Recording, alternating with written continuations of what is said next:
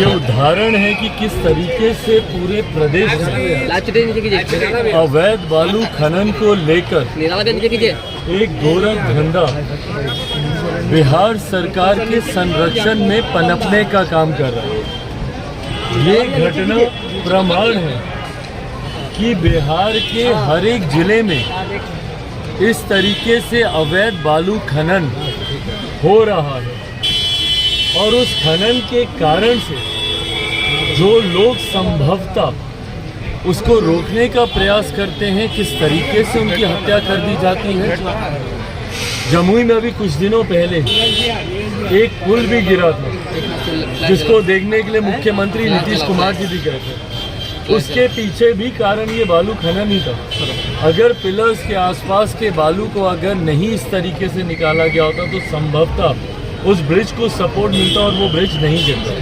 पर कल जिस तरीके से दरोगा की हत्या हुई, ये अपने में दर्शाता है कि जो भी लोग इस गोरख धंधे में लिप्त हैं उनका मनोबल इतना ज़्यादा बढ़ गया है कि खुलेआम दिन दहाड़े ये लोग बालू का अवैध खनन ये लोग कर रहे हैं। ऐसे में बिहार सरकार की चुप्पी, और भैया आज का तो मामला है नहीं, लंबे समय से चल रहा है। इसकी टेंडरिंग की प्रक्रिया में किस तरीके से धांधली की जाती है ये जग जाहिर है, और उसके बाद अवैध तरीके से किस तरीके से ये खनन होता है ये भी सब लोग जानते हैं। तो ऐसे में सरकार, बिहार सरकार की खामोशी, उनकी चुप्पी ये दर्शाती है कि सरकार का संरक्षण है, सरकार को फर्क नहीं पड़ता। मेरे मुख्यमंत्री जन जीवन हरियाली को लेके नारा तो लगाते हैं, हमारे प्रधानमंत्री जी से कॉम्पिटिशन तो करते हैं, पर जिस तरीके से आज बिहार के हालात उन्होंने बना दिए हैं वो दिन दूर नहीं कि हम लोग आने वाली पीढ़ी को एक सुखाड़ के रूप में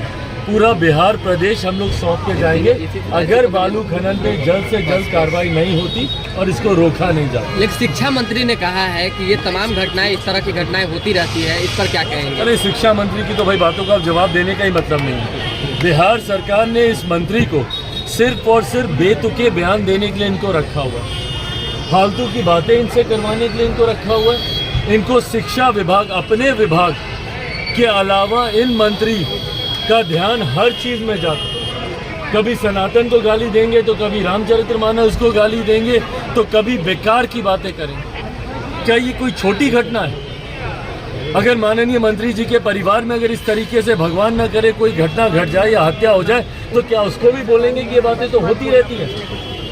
हिम्मत है इन मंत्री जी के तो जाएं उस परिवार में जिस दरोगा की हत्या हुई, जाकर मिले उस परिवार से। इस तरीके के बयान देना आदत बन गई है इस सरकार की।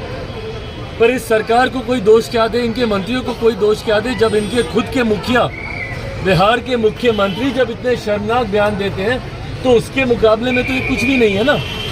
तो ये सरकार की आदत बन गई है, इनके मुख्यमंत्री हो, उनके उप मुख्यमंत्री हो या उनके सरकार के कोई भी विभाग के मंत्री हो, आदत बन गई है इन लोगों की ऐसे बयान देने की, और इनका बयान ही देखिएगा इनके पतन का कारण बनेगा। लोकसभा के चुनाव सर पर है, तुरंत उसके आसपास विधानसभा के भी चुनाव होंगे, देखिएगा इनका पतन, इनके ये बयान ही बने। चिरागी तकरीबन